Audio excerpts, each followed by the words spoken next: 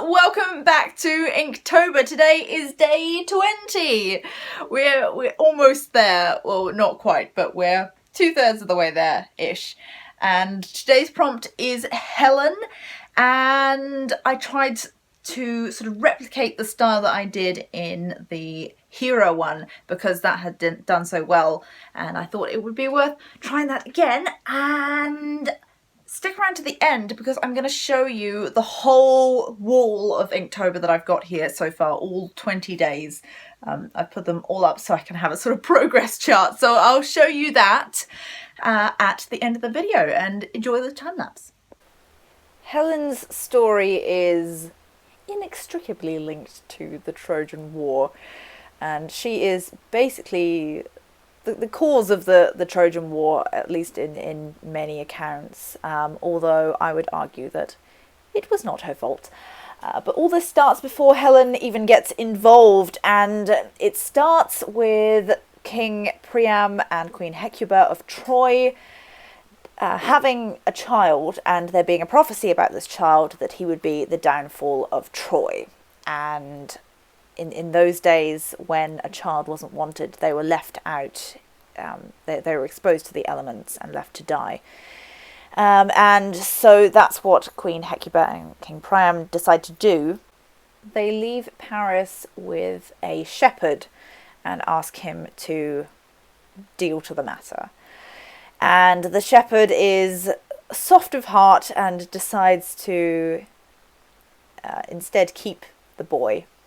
And I think there are different versions of it where either he survives the night or the shepherd decides to keep him. But anyway, Paris survives and is grows up to be a very kind and beautiful, of course, and also fair person, and that is how he is known, and he actually attracts the interest of the gods because of this.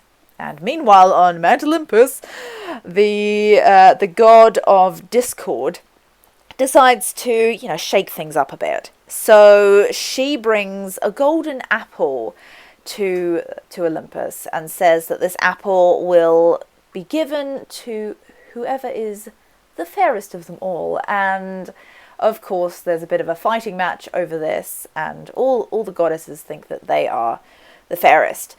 And it eventually comes down to 3 candidates. The 3 being Queen Hera of Zeus's wife, Athena, who is the goddess of wisdom, and Aphrodite, who is the goddess of love. And they go to Zeus and ask him to judge this, and he feels that this is a bit unfair, and he's going to be he's doomed if he does and doomed if he doesn't, whoever he chooses, basically. So he decides to pass off the responsibility to the fairest judge of them all, who is deemed to be Paris. So the 3 goddesses turn up in front of Paris and ask him, which of us is the most beautiful? And of course, this is quite a difficult decision to be made. So they each they basically bribe him. They give him different options. So Hera offers him power. He can be made a great king. Athena offers him the greatest wisdom. And of course, Aphrodite can offer him the love of the most beautiful woman in the world, who is known to be Helen. And Helen has recently been married, so that throws a bit of a span in the works, but that doesn't seem to matter to Aphrodite. So, poor Paris, guess what he chooses? He chooses Aphrodite, who will give him the love of the most beautiful woman in the world. So, with that all settled, all that it was left to do was for Paris to go and hijack Helen and whisk her away. And around this time as well, he also returns to Troy, discovers that he is the Prince of Troy, and goes back there with Helen. I'm not sure which one of those things happens first, but I don't think it really matters too much to the story. So Then we have Helen in Troy. She becomes Helen of Troy. And, of course, she has had a spell put upon her by Aphrodite, so she also is in love with Paris. And whether or not that can be consensual, that's another issue of this story, but that seems to be the least of the worries of anyone within the story, because, of course, the Greeks, the Menelaus and all the people surrounding him who are tied to him are quite cross about this whole thing. So they decide, let's go and invade Troy. And so the Trojan War begins. So yeah, she is the face that launched 1,000 ships. So that's how she's known, as being, you know, the most beautiful woman in the world who, yes, caused the most destruction. Which seems highly unfair, because clearly it is not Helen's fault at all. It is, if anything, Discord's fault for bringing the golden apple in the first place. Or, I mean, probably Paris's fault, but also Aphrodite's fault. I mean, it's basically anybody's fault apart from Helen. Poor Helen has had a spell put on her by Aphrodite so that she will fall in love with Paris, and she's been whisked away. I mean, it's arguable how, if she loved Menelaus to begin with or any of that, but yeah, she basically has no authority, no say, no agency in this, as is an uncomfortable truth in a lot of Greek mythology. Often the goddesses seem to have a little more agency. Certainly the likes of Hera and Athena do, but yeah, in this case,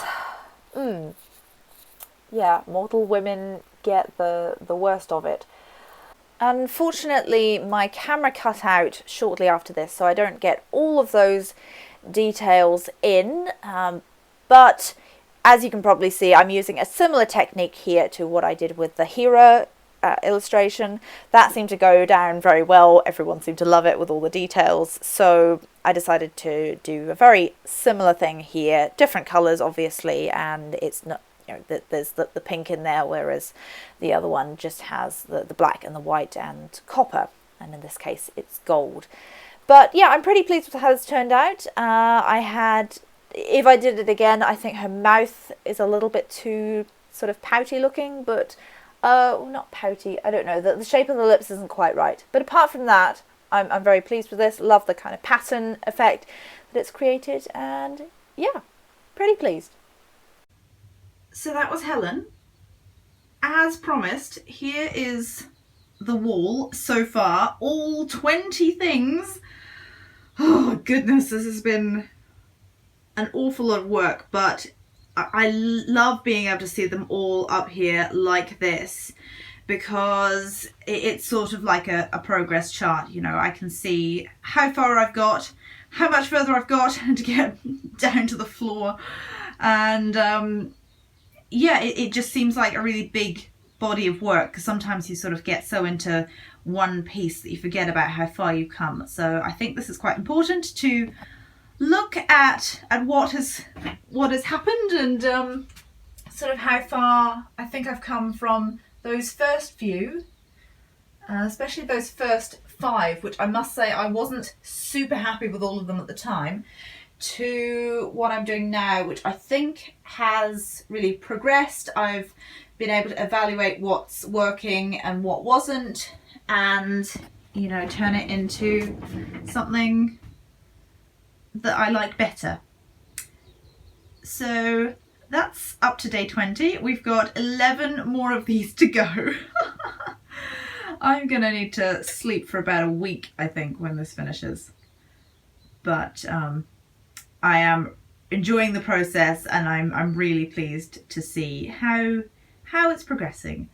So I will see you tomorrow, where the prompt is the graces, the 3 graces, which I have actually started down here, which I won't show you.